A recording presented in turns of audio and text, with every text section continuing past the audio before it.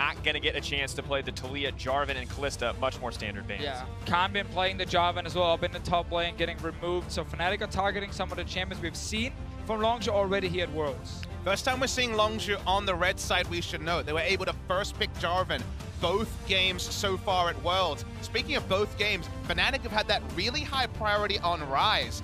I wonder if they would even first pick it, given that it really allows Caps to roam and side lane as the game goes on. Yeah, exactly. That's a big one. But also Galio is open in this draft here. We know Longzhu wants to play that champion as well. And so I've been reading Reddit lately.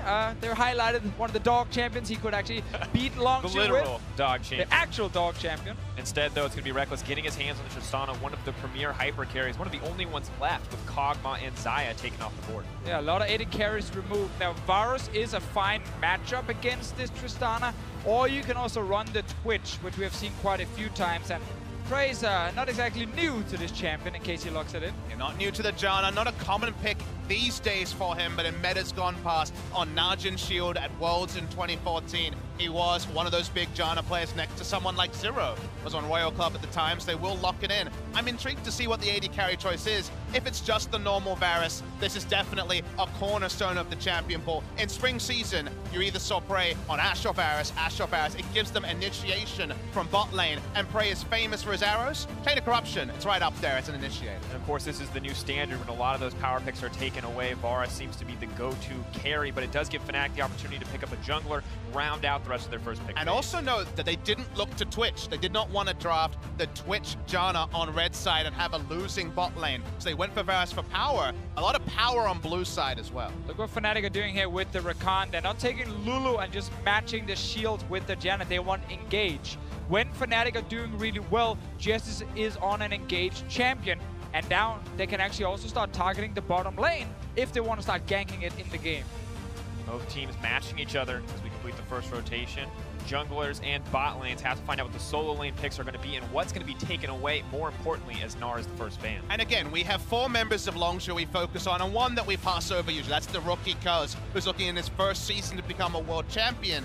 The one initiation champion he's actually shown really good performance on has been the Gragas. His casks have been on point. You haven't had to really question his engage on this particular jungler. So it may not be the Kha'Zix, it may not be aggressive, but it's a good pick for Cuzz. I want to highlight that Galio is still available. Fnatic plays it in the top lane.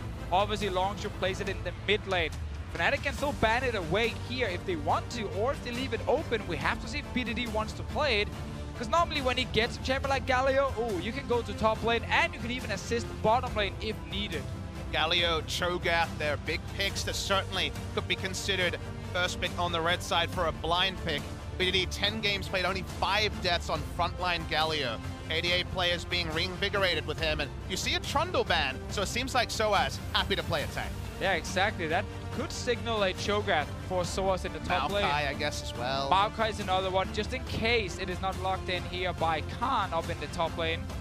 Remember that Jace is banned, so Jace, Trundle, like you say, together, says tanks at the top Galio. side. Is going to make it through. Could be a point of concern for Fnatic. Fnatic may have loved to get their hands on that one. We've seen Jesiz alongside a Galio, especially with Rakan, be such a threat. And if this is another team, you look on the red side and you say, well, surely it's Galio top because they're low damage. You don't really see a secondary damage dealer if it ends up being a tank top lane. But Longzhu have tried alongside KT Rolster to play these very early to mid-game comps. Do they work in the Ardent meta? That's a different question, because if the game goes long, low damage is always a concern. Yeah, and if they want more magic damage, which I don't necessarily think they have to go for, because they got Gragas Galio, then Rumble is available in this draft. Otherwise, I still think you can go for a physical damage dealer in the top lane.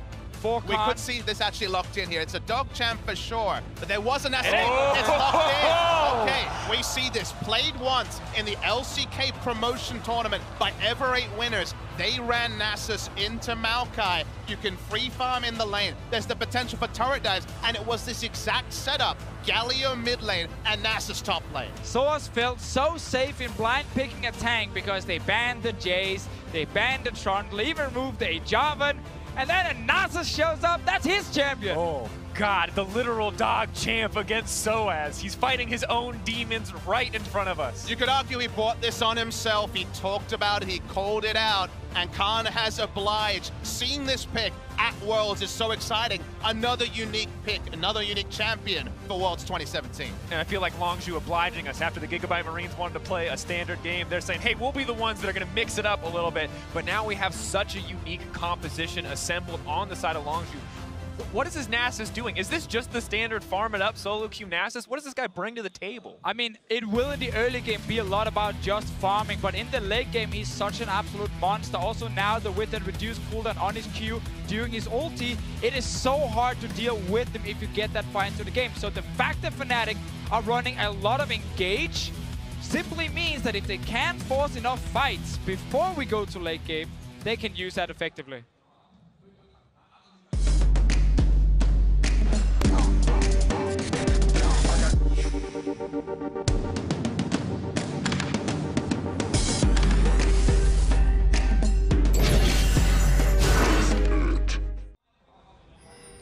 All right, here we are, Fnatic versus Longzhu, the Nasus pick mixing everything up. An exciting moment here for the team. Of course, if you haven't already, folks, there is now a chance you can head over to the store. If you want to participate in Worlds 2017, check out the Championship Ash skin. 25% of the proceeds from Championship Ash and Ward skins are being added to the prize pool, with another 25% being donated to charity. And of course, there's the Chroma as well. We've only seen it once. I thought maybe Prey would play the Ash this game, but instead he's on the Varus, and we're seeing already some attention on the top side. Talked a lot about Khan, who is caught up here, but probably not going to be enough damage to take him down. A lot of early poke. Clearly, Fnatic are aware that this Nasus could be a problem if they let it go unscathed through the early game. They know he's going to be recalling, so they could get deep vision if they want, and certainly the saplings will do that. Longzhu backing away from their top side, but I wanted to mention Khan, because I think last year we came in, high expectations on Smeb. People were waiting, when are we going to see the carries? When are we going to see something different? Smeb played Trundle, Smeb played Standard. We see 2 games of Jarvan from the side of Longzhu. This time the Nasus available, but I have to hold the point. Number 1. Dark Sphere's gonna check. Multiple members there. That's the body slam into 2, the immediate flash out. Caps gonna be down the summoner spell alongside Broxah. Exactly, 2 members. I think Fnatic a little bit baited because no one seemed to take damage from that Q from Caps. Everyone stepped out from Longzhu and then right back in. I actually think it's a pretty poor level 1 decision, because if you consider Fnatic knew that Longzhu had vacated their top side, it's safer to invade a part of the jungle you know the enemy is not on, and re-invading bot side is a risk that was unnecessary, I would say, for Fnatic. They could have taken the long route to bot lane and ignored it. Instead, they get caught. To make it even worse here, Caps could not go back to base. No TP on him, so he's down a lot of HP early on. Will have to use both his potions as well to just get full HP in this lane. And we know that BDD is just here to farm in the early game and then get that level 6 on Galio. And suddenly, if you want to play this game where you're trying to shut down the Nasus, Galio can join in and help. Difficult place as well with both flashes burned. It's going to be so much more difficult. Caps and Broxah, so frequently the members we talk about on the side of Fnatic, now both flashless, both significantly less able to be proactive here in the early game. Forever 8 winners, when they did play Nasus Galio versus Maokai, stacked the CDR, it was Trinity Force early, just a carry, more of the carry build you see in solo queue, and turret dives were real. Galio is insurance on the top and on the bot, which is big for Longzhu. But now, of course, one thing we have to highlight is when you look at this matchup, most recently against IMT for Longzhu, their bot lane did suffer. Their bot lane did fall behind, and we have to wonder, is this an avenue for Fnatic to exploit? I mean, we know Fnatic wants to get the bot lane ahead. We saw when Fnatic played against Immortals, they hard camped the lane. It worked, as you said just before, in the first day of Worlds, where Gorilla died multiple times in lane. The same thing probably needs to happen for Fnatic to succeed early on. You don't want to try and feed your own Maokai. You need to get Rekkles going on this Tristana. That's why they draft Rakan, to also have some CC setup. But the window is small, because the moment that Galio gets ultimate, the headaches start to grow. Sure, it is not Alistair to repel those early ganks, but Janna can do a bit of peeling, even at level 2. Once Galio gets to level 6, he will also have disengage. So it's not necessarily a hard timer, but to try to recreate with this comp, you need to get going soon. Yeah, and you also kind of want that level 6 on Broxah. Meanwhile, Gorilla and Prey, probably knowing the game plan from Fnatic is play around bot side with the draft, with how Fnatic has played in the past. And their job is just to stay alive and don't actually try anything risky. And it's one thing these guys are very known for, at least avoiding, you know, the ganks. And you think back to the Varus over the Twitch that was available. If you draft Varus, he can always do something. If he needs to push, put more points into Q. Hell, E is even decent in that situation as well. He's the much stronger laner, and if you're looking to leave someone on an island, Twitch with Relic Shield, that's risky. A Varus, he's certainly someone that can make the best, even if the game is not going to be about bot side early for Longzhu Gaming. Terrifying champion to try to dive out, try to pressure, especially once he hits that level 6 mark as well. So just continuing to build on to that point we made earlier about this being a very small window for Fnatic to exploit. If they want to find this lead in the early game, it has to be quite early. But for now, they may have the vision on the bottom side, but not a whole lot else. Even the pressure is starting to balance out as the wave bounces against the bot lane tower. There's another thing I want to mention about Nasus, but I'm just waiting to see if Cuzz is doing anything. No, he's stepping away. There was a buff that happened to Nasus quite some patches ago where his E also started reducing 15% armor when he used it on targets. And if you look at Longzhu's composition, the majority of the damage is going to be physical coming in, obviously because of Nasus himself being able to smack around with the Q, and reducing that armor here on some of these big tanks on Fnatic is actually very effective and very important in the late game. Yeah, the Spiritfire used to be flat armor and MR. Now it being percentage means it scales into the late game, and we wondered who the second threat would be, expecting Galio mid. The Nasus infinite scaling certainly does fit the bill, even though his kite ability is always going to be something to keep a track of. It's just a little nerve-wracking. So often we see teams put themselves in a position where they're playing against a clock. We might get the first gank in that bot lane here. Praying Gorilla are pushed pretty far up, but playing it safe right there, reading the situation correctly. Yeah, 2 question mark pings around the bot side was enough early information, I assume, from BDD after seeing him pass through mid lane to stave off that particular start. Broxah is spotted. BDD knows what's up. Just gonna back right out. Taking it forward here. Moving on as Broxah goes back to the top side of the map. He is going to walk face first into Cuzz, but Cuzz already getting what he wants out of the exchange. Watching sOAZ come down. Nasus so far just free farm first item purchase already. 10% CDR on the Sheen, so he's happy there. As Cuzz might be caught. Level 4. Not exactly where he wanted to be. Luckily for him, it is just the Maokai. All the burst damage used up. sOAZ not looking to commit the ultimate. Knows it might be more important for this laning phase. A lot of things to consider here. But Cat Champ versus Dog Champ, top side of the lane. Not the most exciting matchup. Once again, waiting for the infinite scaling, and this is the thing that scares me. If you're playing against Longzhu, and their game plan is to sit here and wait, all of the pressure is on Fnatic to do something, because eventually, as you mentioned earlier, Nasus is going to be unstoppable. But even that phrase you utter is surreal to someone who cast the LCK, because Longzhu were on the faster ebb of gameplay. They were not SKT, they were not Sampler, they did not focus on the outscale. They focused on their early to mid-game shot calling, their understanding of win conditions, which largely were precipitated around getting big leads. And usually you see the first 4 champions, not including the Nasus, and you think that's what this draft is about. They flip it on its head. They're playing a different type of meta at Worlds, but they are going to be comfortable as the game goes on. Kana already sitting on about 100 stacks in the early game. He's not really been under any pressure. We'll just keep farming up in that top lane.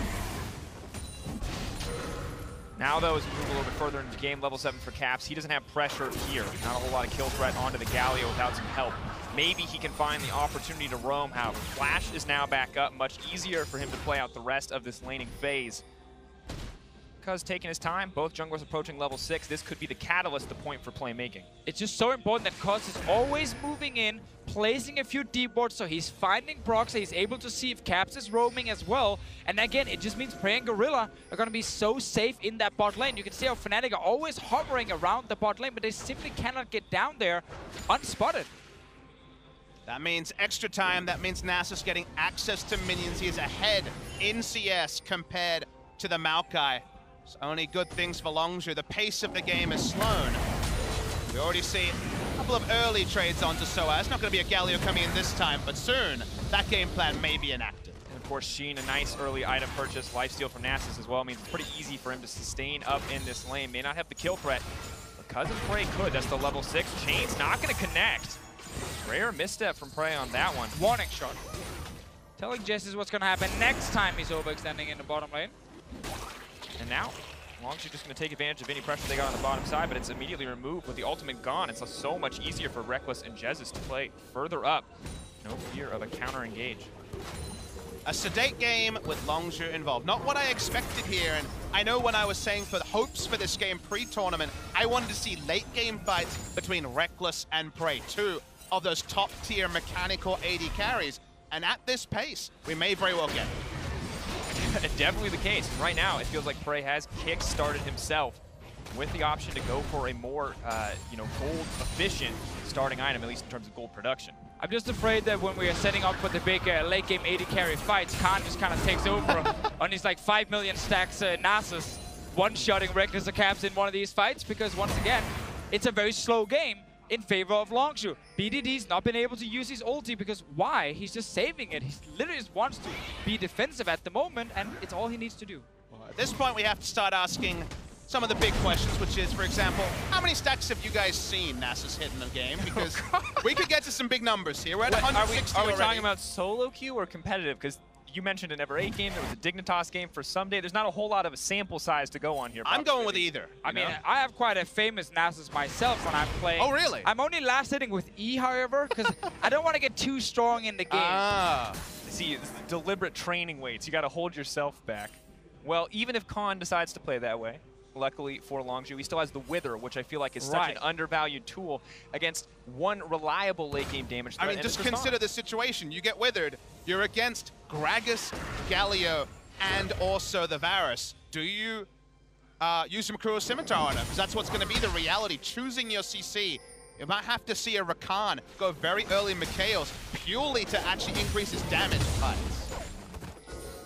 But still, not a lot of catalysts for action. We thought the bot lane might be posed for it. Of course, Prey does have the tools to force engages. Once again, it's just not in the Longzhu playbook right now to force anything aggressive because it's just not needed.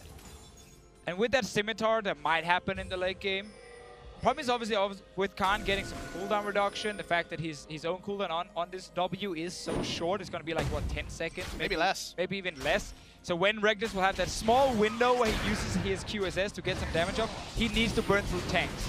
It is super difficult unless Fnatic, and it's why we keep highlighting getting bot lane ahead. But right now, Prey is sitting with the same CS as Rekkles. No tower's even taken some real damage just yet. And it's just meaning we're kind of waiting for the big moment where Fnatic pulls the trigger. Guys, we waited for day 4. We want what is the Might counter be now. sensor? Yep, hold the point. Also going to go wide, Cuzz flashing out. He's not a damage drops, but just tickling him. Bit of a fumble there from Broxah. Not going to be what Fnatic wanted. And now Cap's out of mana. BDD's going to have lane priority. Push up, BDD. Happy to take these good trades. Force Caps behind. Extend the game further every time. You get that click over to Nasus, see the number increasing. The timer only gets more severe. Khan just perpetually comfortable in this lane. Luckily for Fnatic, they do have lane pressure. sOAZ is able to push the Nasus out, but for how much longer? How much longer until the Nasus actually has a kill threat on the Maokai, especially with the Storm Raiders? It's going to be an easy chase down. So now that Fnatic are unable to stop the Nasus, they can't really gank bot, maybe they should switch around the focus. I like what Caps is doing now in trying to go up and see if he can kill Khan. Other thing you can do is you can try and lane swap with your dual lane. Send him top. Let's see what happens here. ADC ultimate's going to come out. Not a lot of mana in the pool for Khan. Is still alive. Cap's playing with fire here. Second he hits him, he's going to draw that tower aggro. sOAZ not a lot of health. Just going to clear the wave. TP is going to be used as Longzhu take the bottom tower. Solid play from Longzhu, and Fnatic not getting anything. Yeah, I think Fnatic early on in this game here should have, when they had a push in the bot lane, recalled, swapped to top lane, and try and just rush down that turret here. Open up this map a little bit so Khan is not feeling so safe. But so much happened in an instant there for Longzhu. It was as the rest of Fnatic were backing that play happened. They took bot lane turret. We cancel his teleport in the blink of an eye. Nasus lives, they get bot lane turret. They're going to take a Drake as well, and nothing happens to the Nasus. He teleports back in with a completed Trinity Force. And it is difficult right now to be Fnatic because making that lane swap call is not easy. You feel like you're getting pushed in the bot lane, and if you don't get a good swap and get actually a tempo advantage where you take down the first tower first, it doesn't feel great for most teams. So it's not an easy situation to be in, and they are constantly looking for that potential gank, but the good vision control just stops them. And it's not an easy situation for any team, but it's especially concerning for Fnatic because when you look at their most recent game, we know what happens when they fall in a deficit. and we know the struggles they can have when they're not confidently ahead. You can see the difference between how these teams stacked up against Immortals. Longzhu, clean win coming out once they got that lead. Fnatic, a much shakier road. We will get to see now, though, Longzhu's dual lane going towards that top side. So it is Longzhu initiating their own lane swap. Khan is going to get removed from the 1v1, at least for a moment. His Trinity Force is completed. Fnatic want to find a way to try and get down a tower. I mean, at this point, putting Varus and Janna in a short lane, just like they have been the entire game in bot, is absolutely fine. You cannot slow down Nasus. That ship has already sailed 137 CS at 14 minutes, basically at pace with everyone else. So might as well start setting up the Varus to hit his mid-game spike. The on-hit build with the Sensor and the Rage Blade certainly more than underway, but sOAZ is here looking for a lane game. Yeah, lower trap he's setting up. Broxah is going to get spotted in the river going towards topside, so Longzhu will be aware that something is happening up here. Once again, Broxah notice on the ward. There's another one coming up here. Important to keep your eyes on Galio as well. For now, BDD is locked into the mid lane, clearing out the wave. It's not a long walk, though. This could be the setup the Fnatic need, but it's a small window. They need to take advantage of it. A little bit more as the tornado comes out. He's going to pull the trigger. Looks like just the tower in their sights. Can't agree making it easy. Tristana still able to siege, but the cast going to clear the way. Broxah not going to get locked up, but Jesiz will. Rekkles could be next. Has to rocket jump to safety, and Fnatic still not getting anything. But again, it's because it's taken them so long to initiate this swap here in the game. Once they couldn't find the kills in bot lane, they had to do it earlier to try and get down a tower, to try and speed up the tempo, because now they're just losing towers in the bottom lane. Terrifying to watch too. Nasus over 300 stacks at this point in the game, only 15 minutes in. Khan is a farming machine. Something that you have to respect, because this matchup no longer quite one-sided, but Broxah sees an opportunity. Prey has been locked up. A nice monsoon going to stop it. No further aggression comes in. Fnatic once again denied. Give a cookie over to Cuzz as well for that body slam onto Jesiz, denying his entrance into the fight. Khan and sOAZ fighting down here, but everyone steps away. How do you beat the tank meta? First answer from Europe, it was Trundle. The Nasus doing the same thing. He's been pushing and ignoring Maokai damage. Making damage. Jesiz going to get out with his life, right? Taking a lot back from the tower and no mana left. Broxah doing what he can, but the Blast Cone just keeps Longzhu out and into safety. Fnatic are trying to get something, but they're not getting anything in any one of these exchanges. It's exactly the game plan from Longzhu. It must be so frustrating to be on Fnatic and at the last pick realize that the timer you are on is not what you expected. The Galio-Nasus duo, only seen once in a game that not many watched, is working a treat. Wasn't quite able to take down the inhibitor turret bot lane. Has it low. Speaking of top lane standing gold, Fnatic have to keep giving away free objectives. And it's just important to highlight that Khan himself is just farming. He's not actually like outplaying anyone or doing a whole lot. It's just the rest of Longzhu on the bottom side of the map, just like we've seen in the LCK multiple times, with defensive vision, by playing smart or avoiding any potential plays from Fnatic. And that's kind of why the game was so slow early, and there was never really an easy opening to take. Most teams around the world will always make a mistake here and there, and give you at least a chance to force a fight on them. Barely been possible in this game. Difficult road for Fnatic. They need to find an opportunity to come back. You can see sOAZ and Caps grouping up. Maybe they're hoping to find a pick. They've certainly got enough CC. But Ward will just catch them on the side before they begin. Cats come out for a little bit of lockup. The tower is low, but there's not a creep wave there. They have to commit to the dive. They want it. Cats is committing, but not the way that he wanted to. Jesiz trying to make his way out. Galio coming in as well. Cuzz on the 100 blood. But here comes Nasus. There's the withered half held. My God, the siphoning strike. Reduced cooldown as well. Cuzz retreating. Nasus finding the first kill. The latest first blood thus far. Prey taking down Caps as well. Longzhu cutting through Fnatic. And the difference with this side lane champion into tanks, he actually provides burst damage in a fight. Every Q will proc siphoning strike, just like an early game jungle Ezreal. Nothing Fnatic can do. Rekkles half health and withered. One of the worst feelings ever. Give him Ardent Sensor, give him other items. After the wither comes through, he's not going to have the damage to do anything.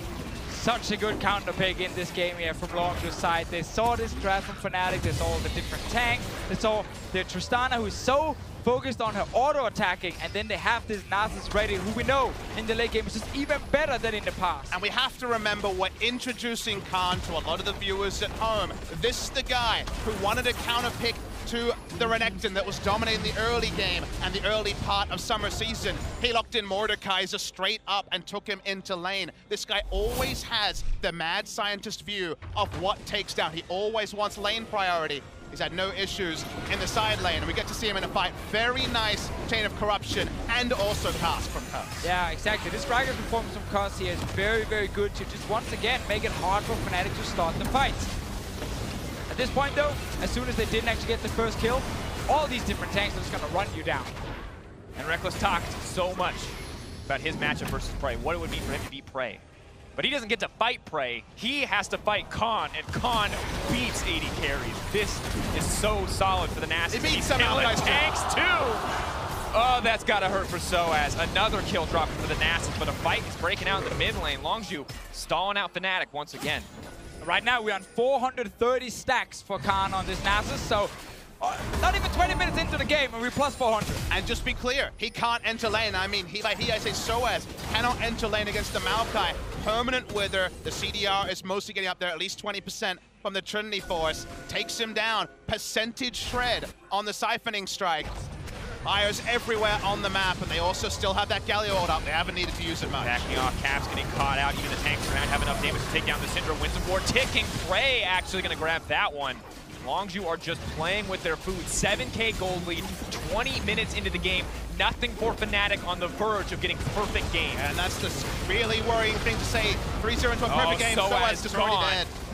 Chains of Corruption landing for Prey. He may have missed one, but every other one has connected thus far. We can see the 1v1 replay in the picture-in-picture. Important to remember how we got here, because that is a Rift Herald in the middle of Fnatic's base at 20 minutes. Khan can cut through these towers in an instant. Fnatic are out of options. They've got one last chance, one opportunity to try to seize a fight, but there is nothing in their wheelhouse. There is nothing in the toolkit. All they see is Nasus in front of them. This game is the story of Khan farming it up and bringing it home. And we get to see a dancing Rift Herald in professional play. It only dances if it takes down the Nexus, and bringing in the Nasus was the masterstroke, because the game was played around and all Fnatic could do is watch Longzhu in awe. We talked about how good Longzhu were, how dominant they could be. The shortest game of Worlds thus far, the dancing Rift Herald encapsulating everything that was this game, because to me it felt like Fnatic didn't even get to play League of Legends. Longzhu were just one step ahead at every turn. Exactly, like they tried to draft the Rakan to have some sort of engage in the bottom lane, but Cuzz always went in, deboarded the enemy jungle, Prey and Gorilla played safe, and meanwhile Khan was just farming in the top lane. And the Nasus mains out there are nodding their head at picks and bans, because guess what? The Janna was taken early, very early, by Longzhu, have not prioritized it, and Janna shuts down Nasus in every single way. Melee damage champions cannot teamfight against a Janna. There was no Janna for them to claim. And also the Galio pick, it wasn't banned away by Fnatic. Big surprise to me, at least, they didn't remove it, because once again, it's a champion that prevents you from going aggressive in side lanes, because you can always join with the ulti. And there were too many factors for Fnatic to kind of get past. That simply meant they couldn't actually play so aggressive as they wanted to. And also note, BDD did not die. Another week, another deathless performance for BDD. Jet was finally wrong in his prediction. There we go. He tried. Something came true. BDD. Got him. And I think it just has to be so frustrating if you're on the side of Fnatic to come in to lose this hard in the early weeks when a lot of people expected you to come up big to a certain degree. And now you go into your matchup against Longzhu. You know it's a challenge. You play against a Galio in the mid lane. Frustrating. You play against a Varus on the bottom side who just avoids the all-ins. Must be such a frustrating game to end the first week on. Especially because we have to think back to that Immortals game for Fnatic. Like, they are so close to winning it, then the big play at the end of the game backfires completely. They lose it, and that's why you're now looking at Longzhu, and you're saying, wow, Fnatic actually needs to beat Longzhu at least once if they want to make it out of this group, and it seems almost impossible. Definitely a rough path for Fnatic thus far, but let's hear more on that game and send it over to the analyst desk. Whew. Thank you very much, Drakos. Fastest game of Worlds yet. I mean, just a clinic by Longzhu, and to top it all off, we get the Nasus in the top lane for style points. And it was a perfect game as well, so Longzhu just had everything down. This composition we actually saw in the LCK's promotion tournament, where you have the Nasus top as a counter to the Maokai, and then Galio that is supposed to just have Nasus on the side lanes, killing the Maokai, and then you ultimate with the Galio to guarantee that you can tower dive him. But we never even got to see that because they just got so damn far ahead. But I do have to criticize also Fnatic's preparation. If you can recognize Taliyah as a power pick for BDD, how do you not ban Galio? That's his second most played. Taliyah and Galio enabled Khan more than anything else in the world. It didn't get picked into the second phase, and they just let it through. They thought, oh, surely they don't know how to play around this. We'll handle it. Well, yeah, there's going to be a lot of questions around Fnatic's draft, right? But at the same time, I would contest that if a team is willing to pull out a Nasus like this, then, I mean, you're basically taking stabs in the dark anyway when you're drafting against them. I mean, these are all great questions, but the real question is this the first time Harold has danced in a competitive game? The hard-hitting question. Yeah, the real question. No, the thing for me is also the fact that, you know, this works in solo queue all the time. I hear people rage, you know, how do we deal with the split pusher? Now it actually worked in competitive. And the big thing for me was that Galio pick. You know, normally when you're in a situation like that, the idea is to collapse on the guy who's overextended. You know, you gank the teleport first, kill him, and then you look for the big fight. But with Galio able to rotate so often, that could never be an option. And they didn't even attempt that. And then the other cool thing is with the primary disengage of Janna and Gragas, there's no way to ever really engage when Nasus is, you know, pushing that lane because they'll just disengage you away. I mean, I think the comp was extremely well thought out. This was not just a joke type pick, right? Nasus works very well into the Maokai. It's a complete free farm lane. He had a 13-minute Trinity Force going bandit, maximizing his gold with autos on the Maokai constantly throughout the lane. He has almost over 400 stacks at the end of the game, I do believe, and they have a huge amount of weave clear. They have disengage. Their comp really had it all. Yeah, go for it.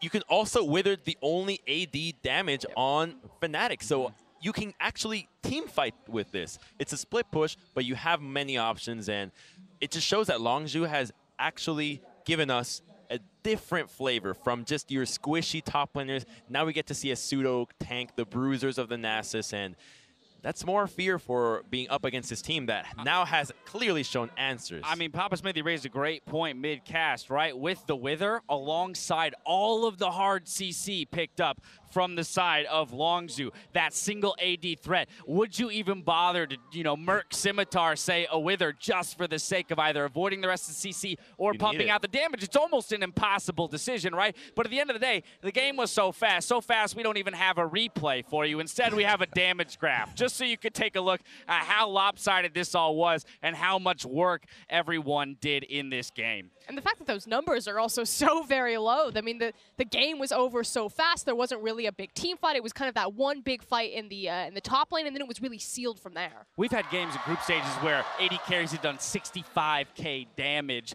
as an individual. The highest damage in this game doesn't even top 10K. That's how fast it was. And the cool thing about it, okay, sure, the damage, not a single member hits over 10K, but this means that this game, because it was so clinical, we get, as analysts, the satisfaction of knowing that you can have a completely one-sided game with pretty much no action. You don't need kills, you don't need damage. It's all about pressure. It's all about knowing how to strike the right objectives with the proper composition.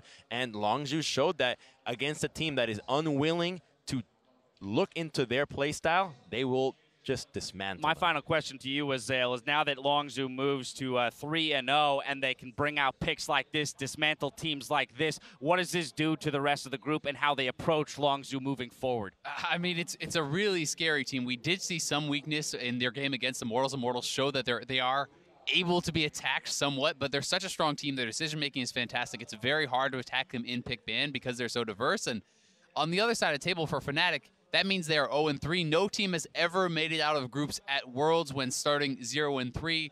So definitely dire straits for the European squad. A couple of 0-3 teams that have their work cut out for them next week, but not for Longzhu. They're sitting pretty atop Group B with 3 straight wins. For more, we're going to send it down to Shox for a chat with their top laner. Thank you very much, Daj, with the man himself, Khan, who we thought maybe would pull out something super aggressive duelist, but it was the Nasus. So I'd love to know, Khan, why the Nasus in this scenario, and why did it work out? 이제 그 많은 사람들은 칸 선수 하면 되게 공격적인 챔피언을 생각하게 되는데 이번 판에 왜 나서스를 고르게 되었고 나서스 픽이 어떤 의미가 있었는지 말씀해 주세요. 나서스 같은 경우는 이제 LCK 승강전에서 이제 EW의 탑 선수인 기인 선수가 마오카이 상대로 나서스를 쓰는 걸 이제 보고 거기서 배우게 됐는데 이제 한 번, 두 번 연습해가면서 이게 나서스가 마오카이 상대로 이제 좋다는 결론이 나와서 이렇게 대회에서 쓰게 됐는데 이게 원래 초반에는 다른 팀원들의 희생을 요구하는 챔피언이지만 만약에 그 희생을 담보로 이제 만약에 잘만 풀린다면은 이제 사이드 스플릿에서 좀 강한 모습을 보여줄 수 있게 좀 그런 식으로 게임을 진행하게 되었어요. So I first saw Nasus in the Korean regional qualifiers when every winners Keen played against Maokai at that match, and through that match I learned that Nasus is actually a good pick against Maokai, and through practice I decided to use this pick whenever at an actual match when the opponent plays Maokai. And actually Nasus requires a lot of sacrifice from the teammates, but through that sacrifice I think Nasus is the champion that can truly compensate that through the game and through split push. Oh, very interesting and very cool that you're confident enough to throw out these different picks. There were some question marks around how you also as a rookie would perform in your first Worlds group stage. You guys are 3-0 on the week for week 2. So how do you reflect on your own performance so far? 이제 사실 롱주 팀이 팀으로서는 많이 검증되었지만 아직까지 롱주 팀의 3명의 신인 선수들 뭐 BDD, 칸 그리고 이제 커즈 선수는 아직은 신인이기에 좀 더 경기를 봐야겠다라는 말이 많았었는데요. 이제 1주차 지난 현 시점에서 3승 0패로 매우 뛰어난 성적을 거두셨는데 현재까지 칸 선수는 본인의 경기를 어떻게 평가하시나요? 제 경기력은 만약에 10점 만점을 줄 수 있다면은 아직은 7점? 이게 완벽하게 잘하는 모습을 보이지 않아서 아쉬운데 이제 점점 가면 갈수록 더 좋은 경기력을 보여줄 수 있도록 이제 위쪽 상체 라인 3인방이 언제나 열심히 하는 모습을 보여드릴 거고 이제 점점 더 나은 모습, 더 좋아지는 모습 보여줄 수 있도록 연습 과정에서도 많이 노력하고 있으니까 좋게 봐주셨으면 좋겠습니다. So out of 10, I would give myself a 7 points, and I still think there's some room for improvement. But all of the 3 rookies of our team, we're trying really hard. We're practicing a lot and putting a lot of effort into it. So please keep cheering for us. I'm sure the people will. One final question. There are so many eyes on you this tournament because we saw how much you crushed in the LCK with always those aggressive picks and just doing things that no other top laners really do. Is there any advice you can give for aspiring top laners out there and what they should do to climb the ladder and maybe end up here as well? 지금 많은 전 세계 사람들이 지금 칸 선수의 LCK의 그런 인상적인 활약을 보고 많은 기대를 하고 이번 대회를 지켜보고 있는데요. 지금 칸 선수의 그런 활약의 바탕 속에 바탕을 두고 지금 이 방송을 보고 있을 많은 일반 유저들에게 한마디 본인의 탑 플레이에 대해서 좀 조언해줄 수 있다면 어떤 얘기 있을까요? 전 세계 탑 라이너분들이 한 가지만큼은 이제 명심하셨으면 좋겠어요. 여러분들이 지는 게 아니고 여러분들이 지면은 그거는 정글 탓입니다. So I just want to say one last thing to all the top laners in the world. Keep this in mind. If you lose, it's not your fault, but the jungler's fault. Okay, well, thanks for that final confirmation. Thank you very much, Khan. 감사합니다. Very fun interview as well. We're going to take a quick break, but we'll be right back with more Worlds action, so don't go anywhere.